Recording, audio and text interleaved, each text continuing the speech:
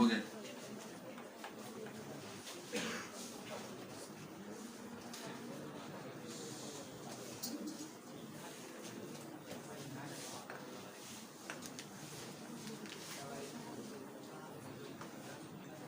बेलनाकार संधारित्र सिलिंड्रिकल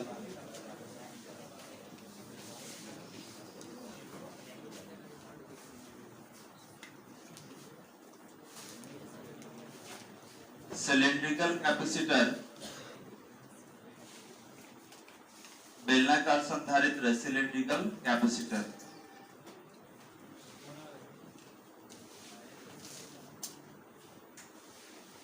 लिखेंगे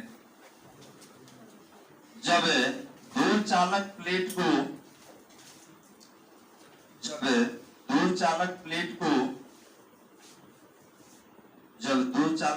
को एक दूसरे के समानांतर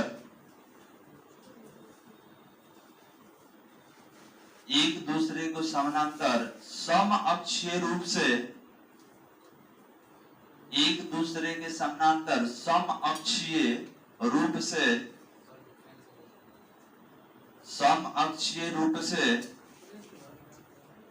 बेलनाकार आकृति में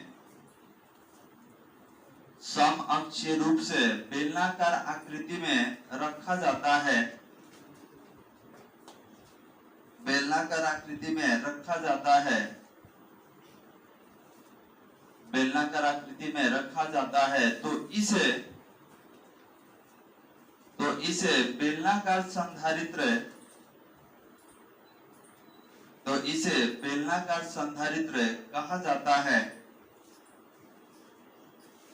तो इसे बेलनाकार संधारित्र कहा जाता है। इस संधारित्र में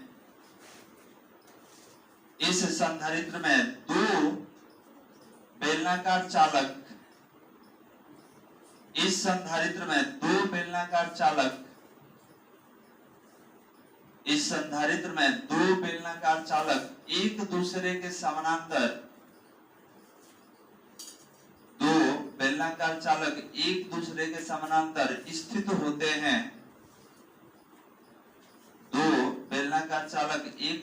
के समानांतर स्थित होते हैं। अब देखिए, मानिए मेरे पास ये बेलनाकार संधारित्र है, तो इसके अंदर एक और गोलीय सतह होगा इसी तरीके का, और दोनों के बीच में अब इसको रखा गया होगा। तो अभी डायग्राम के माध्यम से समझेंगे और इसके लिए धारिता का मान निकालेंगे। पैराग्राफ चेंज करके लिखा जाए, बेलनाकार संधारित्र की धारिता का व्यंजक। पैराग्राफ चेंज करके लिखा जाए, बेलनाकार संधारित्र की धारिता का व्यंजक, और डैश दे देंगे। बेलनाकार संधारित्र की धारिता का व्यंजक और डैश दे देंगे। चलिए डायग्राम देखिए।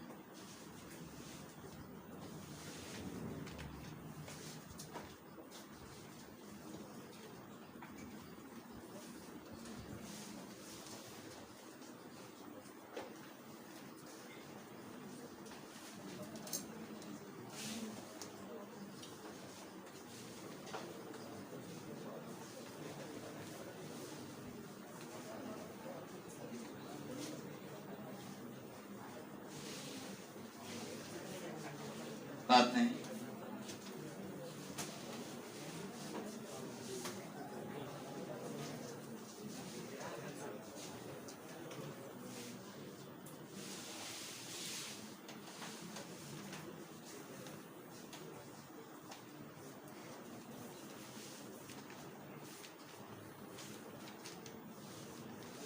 तो ध्यान देने वाले, कोई चालक लिया गया है और इसमें दो गोलीय सतह है, एक अंदर है एक उसके बाहर है। अब जैसे ये बाहर से दिखने में एक दिख रहा है, लेकिन इसके अंदर भी एक गोलीय सतह होगा, जैसे अंदर है, और ई दोनों के बीच में ही आवेश परावैद्युत पदार्थ रखा जाता है दोनों के बीच में, और यहीं पर ये आवेश या ऊर्जा का संचय करता है। तो अब अगर आवेश देना हो तो प्लेट को कौन सा आवेश दिया जाए, तो अंदर वाला प्लस बाहर वाला माइनस, ये सारा आपका धनात्मक हो जाएगा।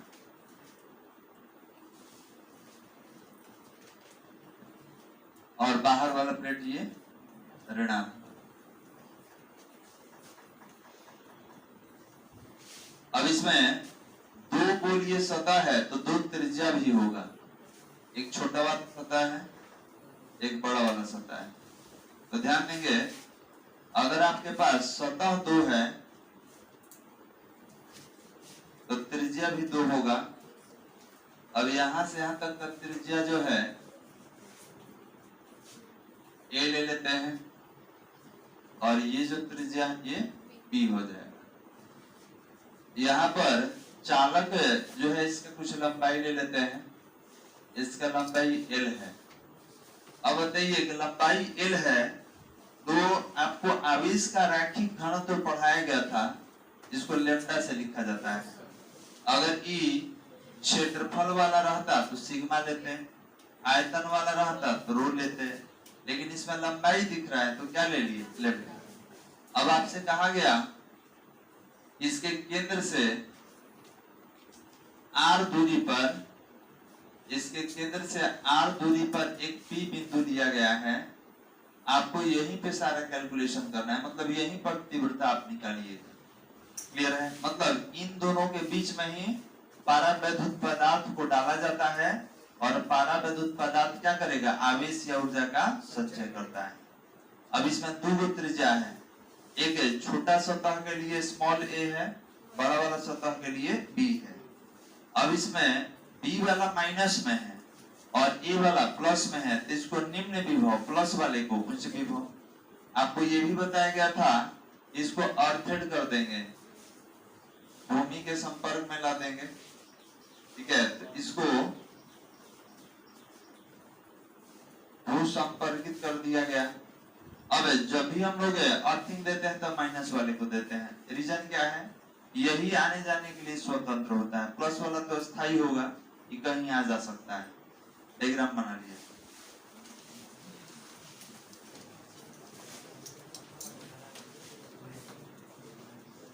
डायग्राम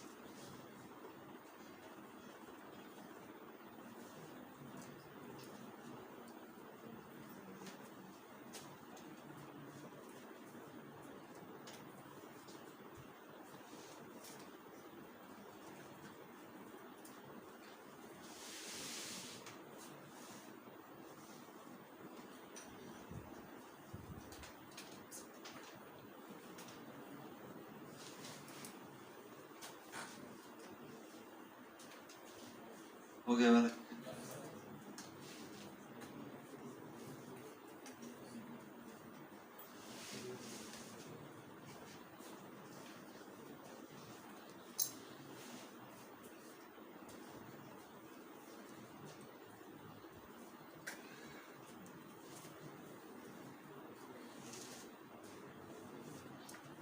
चलिए लिखा जाए इसके नीचे। बताइए, आवेशित बेलन के कारण तीव्रता कितना पढ़ाया गया आपको? बिल्कुल गलत।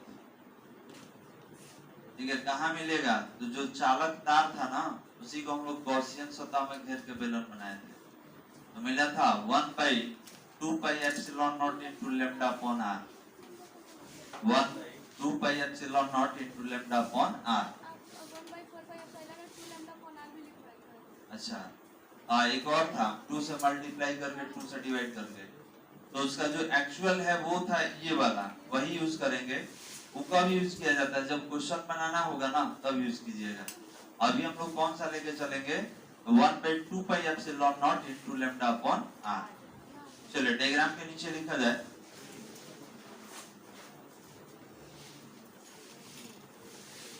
डायग्राम के नीचे लिखेंगे आवेशित बेलन के कारण, आवेशित बेलन के कारण P बिंदु पर,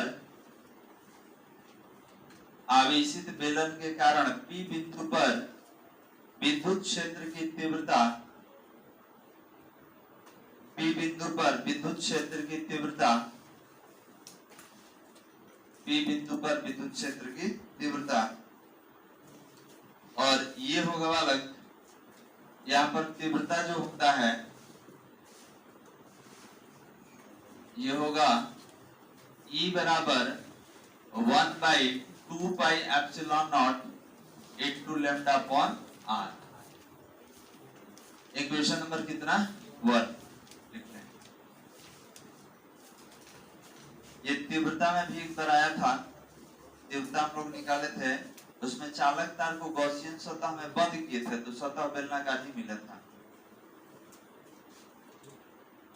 1/2 pi epsilon naught into lambda upon R. इसके नीचे लिखेंगे हम जानते हैं कि E equal to minus dv upon dr। देखिए बालक, हम जानते हैं कि E equal to minus dv upon dr, यहाँ पे अगर तिरछा तिरछी गुना कराया जाए तो minus dv equal to E into dr, minus को इधर भेज दीजिए तो dv equal to minus E into dr। अब E का वैल्यू आप यहाँ से उठा लीजिए और ये हो जाएगा dv equal to minus 1 upon 2 pi epsilon naught lambda upon r into dr। इसको समीकरण नंबर ले लेंगे 2, यहां से लिखते हैं equal to minus dv upon dr, और ये कितना हो जाएगा d minus dv equal to e into dr। dv निकालिएगा तो माइनस इधर आ जाएगा, e का वैल्यू यहां से रख देंगे तो ये रिजल्ट आ गया।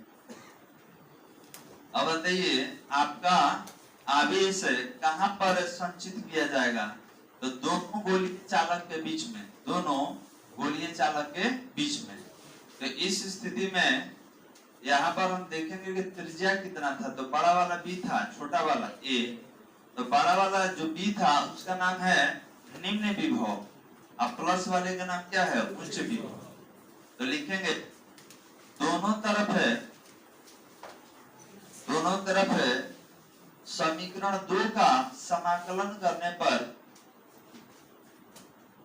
दोनों तरफ समीकरण 2 का समाकलन करने पर, अब बताइए समाकलन करना है dv, यहाँ पर कहां से कहां तक, b से a तक 1 upon 2 pi epsilon naught lambda upon r into dr। बताइए dv का भी हो जाएगा बालक, अचर का समाकलन निकलता है नहीं, कहां जाएगा, बाहर, ये हो जाएगा माइनस 1 अपॉन लैम्डा भी बाहर आ जाएगा, minus lambda upon 2 pi epsilon naught और 1 upon r into dr from b to a। 1/r और dr को रख लिया गया, क्यों, इसका समाकलन करेंगे और याद रखेंगे इसका समाकलन होगा log r। अगर स्क्वायर रहता तो स्क्वायर वाला आपको याद करवाए हैं, बताया गया है आपको, लेकिन आप इंटीग्रेशन पढ़िएगा, वहां एक फॉर्मूला है, वहां फॉर्मूला है integration 1 upon x into dx, इसका फॉर्मूला होता है log x। तो हमारे पास r है तो r लेके बनाएंगे, तो इसका समाकलन का फॉर्मूला क्या होगा बालक, log r। तो देखिए v equal to minus lambda upon 2 pi epsilon naught, और ये कितना है 1 अपॉन r था, तो कितना हो जाएगा log r, कहां से कहां तक, फ्रॉम b टू a। अब v equal to minus lambda 2 pi epsilon naught, एक बार अपर लिमिट रखिए, यहाँ पे r की जगह a रखिए, log a, और एक बार लोअर लिमिट log b। कोई दिक्कत बालक? माइनस को अंदर भेज दीजिए, माइनस का गुना अंदर जाएगा, lambda upon 2 pi epsilon not. जब माइनस अंदर जाएगा तो माइनस माइनस क्या हो जाएगा, plus log b minus log a। हो गया? क्या हो गया? देखिए ये प्लस है तो प्लस माइनस माइनस तो पीछे आ जाएगा, और माइनस माइनस प्लस तो ये आगे आ जाएगा, तो माइनस वाला प्लस हो गया, प्लस वाला क्या हो गया, माइनस हो गया। अब इसको माइनस जो होता है डिवीजन में भी होता है, भाग में भी होता है। आप चाहे तो इसको इस तरीके से लिख सकते हैं, v equal to lambda upon 2 pi epsilon naught और log b अपॉन a। इतना भी आप लिख सकते हैं, क्योंकि log में जो माइनस होता है वो कहाँ जाता है, भाग। समीकरण कितना बालक? 2 था ना पीछे, ये हो जाएगा 3। तो आप ये भी यूज कर सकते हैं और ये भी, दोनों में से कोई ले सकते हैं, कोई दिक्कत नहीं, ये भी हम लिख सकते हैं। अगर कोई इतना भी छोड़ दे तो गलत नहीं है। तो कहां से लिखना है बालक? यहां से लिखे।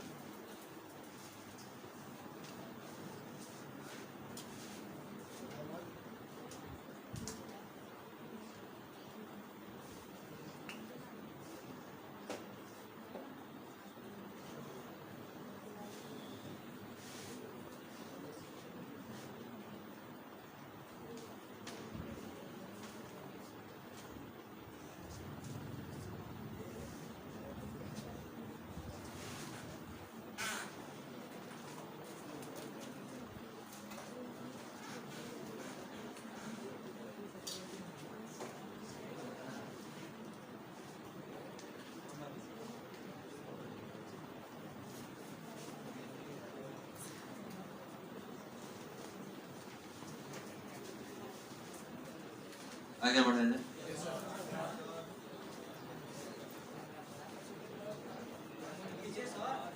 छोड़ दो उतना, छोड़ के लिखो। ठीक।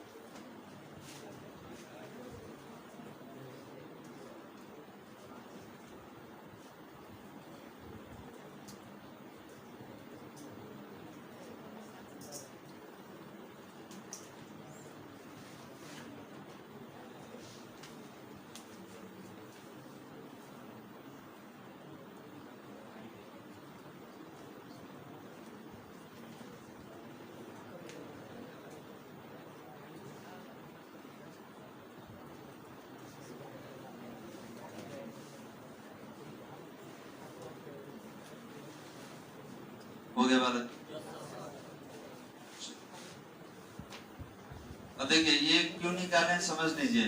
धारिता पढ़ाया गया है, धारिता क्या होता है, तो C equal to Q upon V। तो आवेश चाहिए विभव, तो विभव निकाल लिया, अभी आवेश निकालेंगे।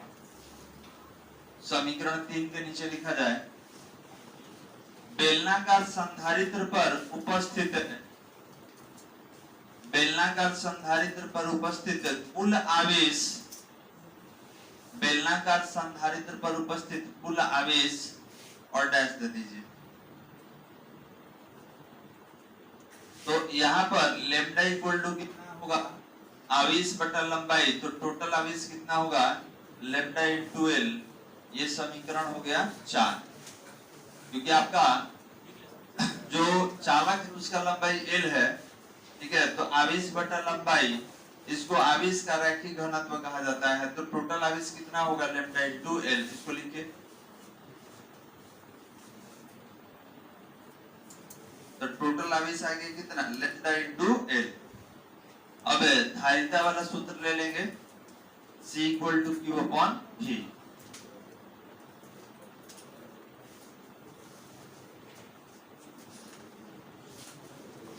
लिखा जाए, समीकरण 4 के नीचे लिखेंगे अतः बेलनाकार संधारित्र की धारिता, अतः बेलनाकार संधारित्र की धारिता,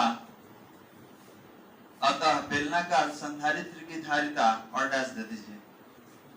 तो ध्यान देंगे संधारित्र की धारिता, तो धारिता का सूत्र क्या है, C equal to Q upon V. Q का वैल्यू अभी निकाले थे लेमडा इंटू एल, और ये था lambda upon 2 pi epsilon not into log B upon A. तो यहाँ पे लेमडा से लेमडा कैंसिल होगा और ये चला जाएगा ऊपर, तो 2 pi epsilon not into L upon log B upon A. समीकरण नंबर लिख दिया। यहाँ पर लेमडा से लेमडा कैंसिल हो जाएगा, जो बाकी बचेगा फोर्थ स्टेप में ऊपर चला जाएगा, और ये होगा 2 pi epsilon not into L upon log B upon A.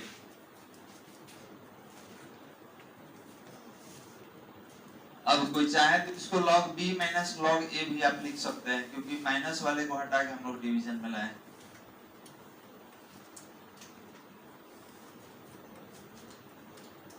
तो यही 3 पढ़ना था। एक समांतर क्रम संयोजन, एक समांतर क्रम था, एक कौन था आपका, कहां से स्टार्ट किया था, समांतर प्लेट संधारित्र था, दूसरा गोलीय और तीसरा बेलनाकार। हो गया 5 तक। लिखेंगे समीकरण 5, समीकरण 5 बेलनाकार संधारित्र की धारिता का, समीकरण 5 बेलनाकार संधारित्र की धारिता का आवश्यक व्यंजक है, बेलनाकार संधारित्र की धारिता का आवश्यक व्यंजक है, आवश्यक व्यंजक है। हो गया बात। ये आपका संधारित्र का प्रकार जो है ये समाप्त हो गया। अब यहाँ से सीखना है कि सर संधारित्र को जोड़ा कैसे जाता है। जैसे किसी सर्किट में बहुत सारा संधारित्र होता है बालक, तो अब संधारित्रों को जोड़ेंगे कैसे। ठीक है, मानिए कि ये आपके पास एक दिख रहा है, अगर कोई सर्किट निकालिएगा किसी इलेक्ट्रॉनिक डिवाइस से, तो इस तरीके का बहुत सारा छोटा बड़ा आपको दिखाई देगा। तो पीवीसी जो आप देखते हैं, पीवीसी में बहुत सारा अरेंजमेंट होगा, बहुत सारा इस तरीके के छोटे छोटे कैपेसिटर लगाया जाता है, जिसका क्रम श्रेणी भी होता है और समांतर भी होता है। तो हमको देखना है कि सर संधारित्रों का संयोजन कितना तरीके से हम करेंगे, कब इसका संयोजन महत्तम होगा, कब इसका संयोजन न्यूनतम होगा। तो हेडिंग दिया जाए संधारित्रों का, हेडिंग देंगे संधारित्रों का संयोजन, हेडिंग देंगे संधारित्रों का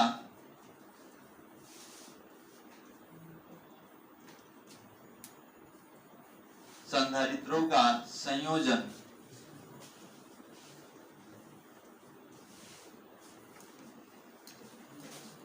कॉम्बिनेशन ऑफ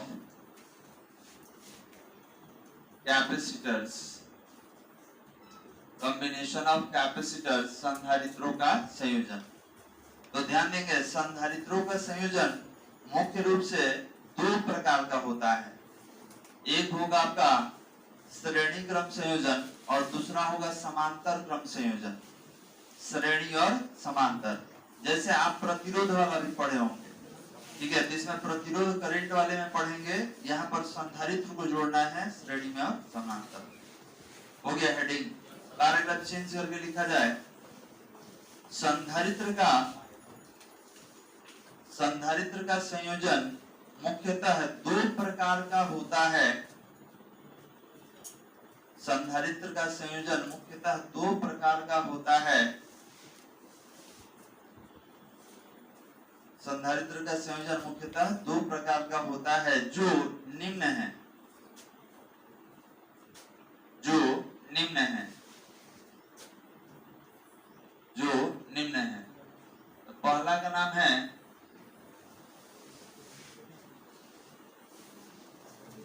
नाम है श्रेणी क्रम संयोजन।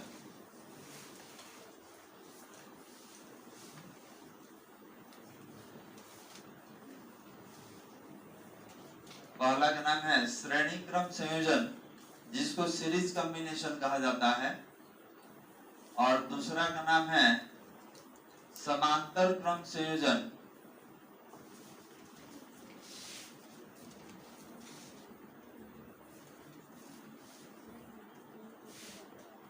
इसको कहा जाता है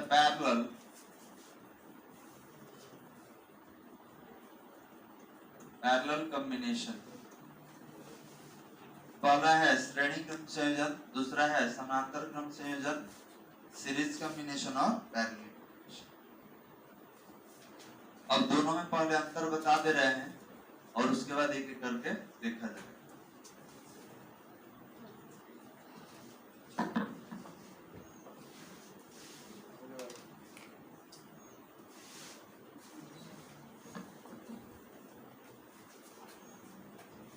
दोनों लिख लिए?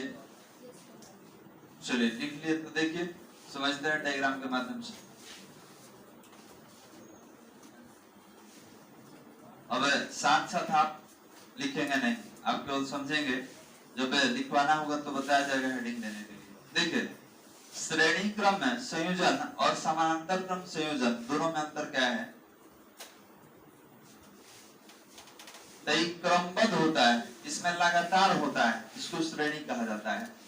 जैसे एक बेंच पर बैठे विद्यार्थी सब श्रेणी में हैं और एक दूसरे के आगे पीछे जो बैठे हैं वो समांतर क्रम में हो। तो यहाँ पर आप बोलेंगे कि सर कैसे पहचानेंगे कि कौन सा क्रम है, और इसको बैटरी से जोड़ दिए। सिंबॉलिक रिप्रेजेंटेशन ध्यान देंगे, ठीक है। जो सिंबॉलिक रिप्रेजेंटेशन होता है, हम लोग बैटरी को कैसे रिप्रेजेंट करेंगे? तो एक प्लस एक माइनस, तो प्लस वाला उच्च विभव होता है, माइनस वाला निम्न विभव होता है। ये बैटरी के लिए हो गया, और संधारित्र के लिए सिंबॉलिक रिप्रेजेंटेशन ये होता है, ठीक है। एक प्लेट प्लस होगा, दूसरा क्या होता है माइनस। इसी से संधारित्र को सूचित किया जाता है। डायग्राम में जब भी दिखाएंगे तो इसी तरीके से दिखाएंगे, कोई दिक्कत बालक? तो एक प्लस होगा एक माइनस। अब क्यों होगा? क्योंकि आप बैटरी से इसको जोड़ देते हैं। तो मानिए प्लस से जोड़े थे प्लस कर दिया, माइनस से जोड़े तो माइनस। अब आते हैं क्रम लिखने के लिए कि सर श्रेणी और समानांतर क्या है। तो देखिए यहाँ पर एक डायग्राम बनाया गया है, ये प्लस है, ये माइनस है, और यहाँ से यहाँ पे विभवांतर दे देते हैं V। मान लीजिए बैटरी जोड़िएगा तो उसका कुछ पावर होता है, 100 वोल्ट, 150 वोल्ट, 80 वोल्ट, 50 वोल्ट, जितना वोल्ट का आप पावर दे। तो मान लीजिए ये 100 वोल्ट का बैटरी हम यहाँ पे जोड़ दिए। अब यहाँ से आवेश चलना शुरू किया, कितना संधारित्र है? 1 2 3, 3 संधारित्र लिए हैं।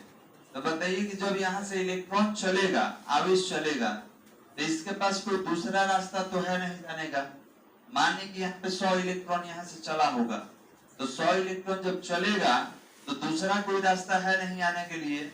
तो यहाँ से जब पास करेगा तो 100 इलेक्ट्रॉन गुजरेगा, यहाँ से भी 100, यहाँ से भी 100, और यहाँ से भी 100, और पहुंच जाएगा यहाँ पर।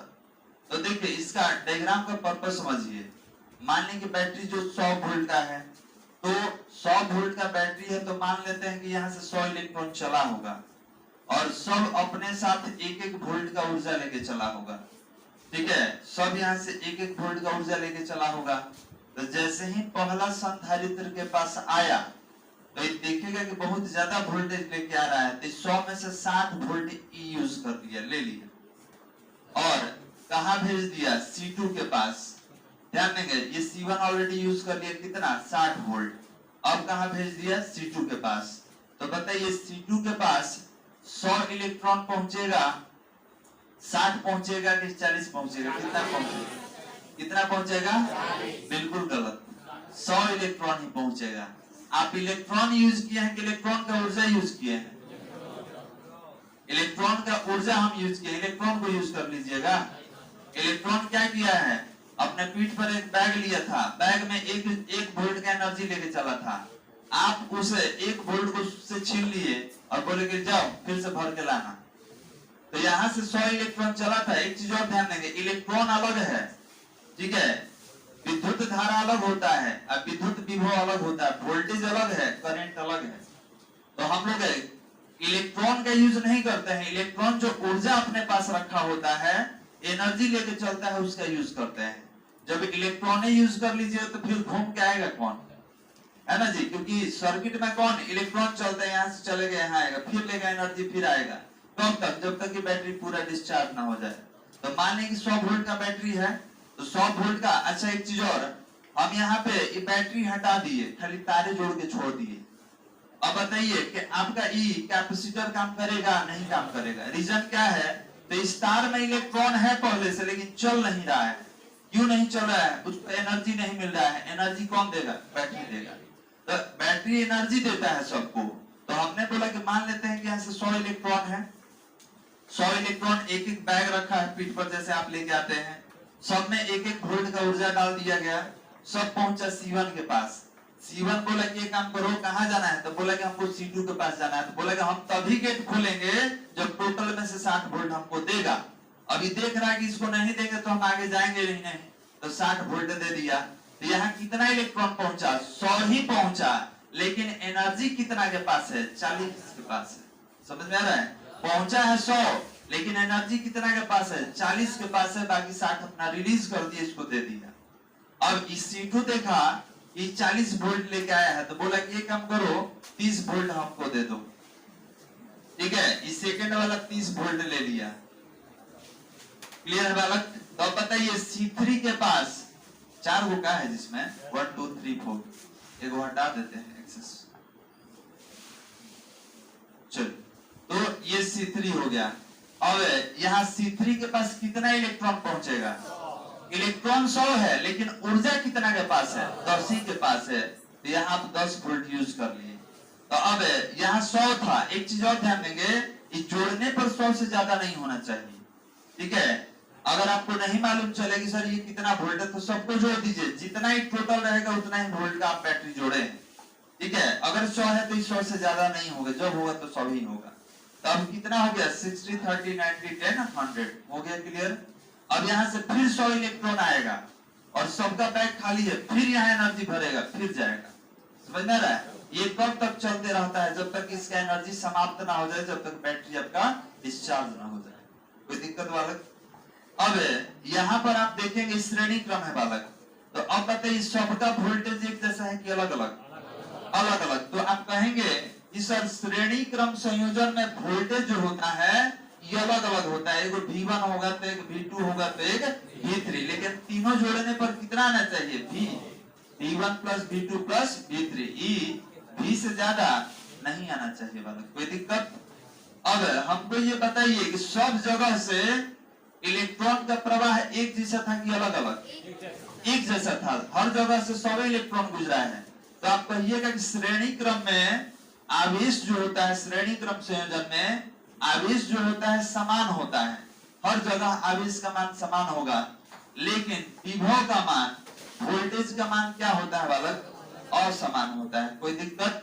यही आपको याद रखना है, वोल्टेज का मान क्या होगा? असमान होता है ना जी। कोई मान लिया आपको दिया गया कोई चीज बांटने के लिए, भोजन में आप देखे होंगे पहले लेके चलेगा तब ज्यादा ज्यादा डालते चलेगा, आप देखेगा कि अब तो कम है, आदमी ढेर है, तो क्या करेगा? थोड़ा थोड़ा डालना चाहिए।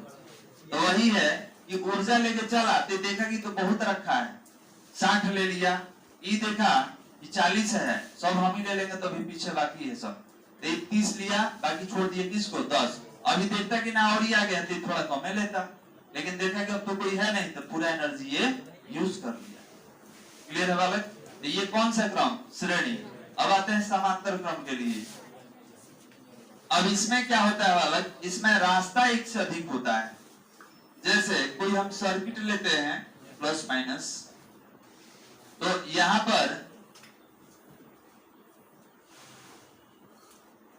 पे भी 3 संधारित्र लेंगे, फर्स्ट सेकेंड एंड थर्ड।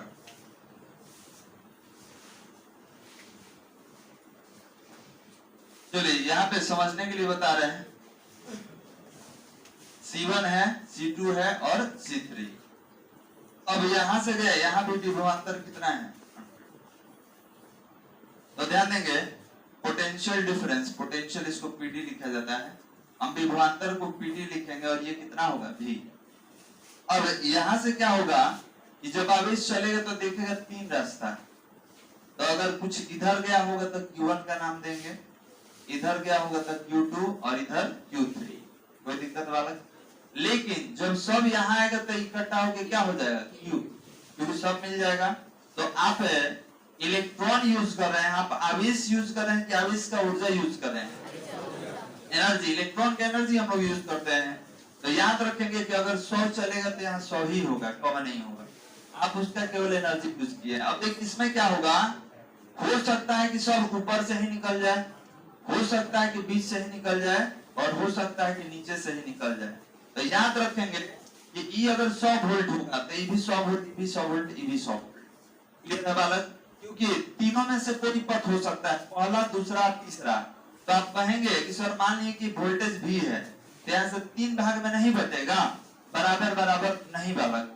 आप ये नहीं जानते हैं कि किधर से कितना इलेक्ट्रॉन गया है, आपको ये नहीं जानकारी है कि Q1 कितना है, Q2 कितना है, Q3 कितना है, केवल आप ये जान रहे हैं कि 100 गया तो 100 आया। तो इस स्थिति में या तो ये मतलब अगर तीनों को एक साथ लिया जाए तो आप बोलेंगे कि ये भी 100 वोल्ट, ये भी 100 वोल्ट, ये भी 100 वोल्ट। मतलब अगर ये भी रहेगा तो यहाँ वोल्टेज भी, यहाँ भी, यहाँ भी।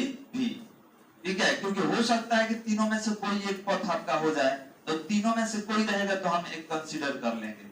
अब हमको ये बताइए कि इस स्थिति में आवेश क्यों था? कहीं Q1, Q2, Q3 हम नहीं लिखे हैं, लेकिन यहाँ दिख रहा है कि तीन रास्ता है तो तीन आवेश ले लिए हैं। तो यहाँ आवेश का मान क्या होगा? समान की असमान? तो आप बोलेंगे उल्टा होता है, तो ये हो गया असमान।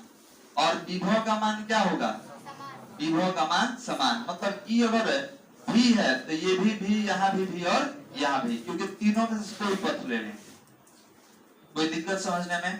तो समांतर क्रम के लिए आप देख सकते हैं कि सर रास्ता एक से अधिक हो गया, और श्रेणी क्रम में क्या है, एक बिंदु से दूसरे बिंदु तक जाने का रास्ता एक ही है।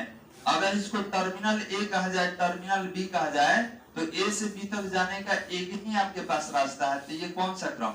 श्रेणी। और यहाँ पर ए से बी तक जाने का तीन रास्ता है। ठीक है, आप Q1 से, Q2 से, Q3 से किसी से जा सकते हैं। तो ये कौन सा क्रम होगा? समांतर। पहला वाला हेडिंग दीजिए,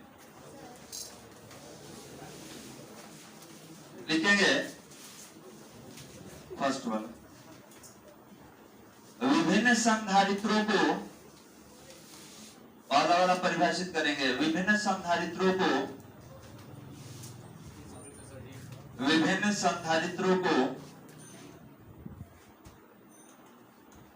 विभिन्न संधारित्रों को श्रेणी क्रम संयोजन में, विभिन्न संधारित्रों को श्रेणी क्रम संयोजन में कहा जाता है, श्रेणी क्रम संयोजन में कहा जाता है जब उनके सिरों के बीच, जब उनके सिरों के बीच विभवांतर, जब उनके सिरों के बीच विभवांतर आरोपित किया जाए, जब उनके सिरों के बीच विभवांतर आरोपित किया जाए, विभवांतर आरोपित किया जाए, और प्रत्येक संधारित्र से विभवांतर आरोपित किया जाए, और प्रत्येक संधारित्र से, और प्रत्येक संधारित्र से समान आवेश, और प्रत्येक संधारित्र से समान आवेश प्रवाहित हो, प्रत्येक संधारित्र से समान आवेश प्रवाहित हो, प्रत्येक संधारित्र से समान आवेश प्रवाहित हो। मतलब कि C1 से जितना आवेश जाएगा उतना ही C2 से जाएगा, उतना ही C3 से। हर जगह से आवेश का प्रवाह कैसा है बालक? एक समान। हाँ, तो इलेक्ट्रॉन का न्यूनतम एनर्जी 1.6 × 10⁻⁻19 जूल, ये हमेशा अपने पास रखता है। इलेक्ट्रॉन वोल्ट बताए थे, इलेक्ट्रॉन वोल्ट। ठीक है, इस सबसे न्यूनतम ऊर्जा का सबसे छोटा मात्रक है और 1 इलेक्ट्रॉन वोल्ट में कितना जूल 1.6 into 10⁻90 जूल। वो हमेशा उसके पास रहता है, नहीं देता है। ठीक है, उतना एनर्जी इलेक्ट्रॉन के पास रहेगा किसके लिए, तो टर्मिनल तक जाने के लिए। टोटल थोड़ी यूज कर लेगा, रोक दिया जाए, बाकी अगले क्लास में।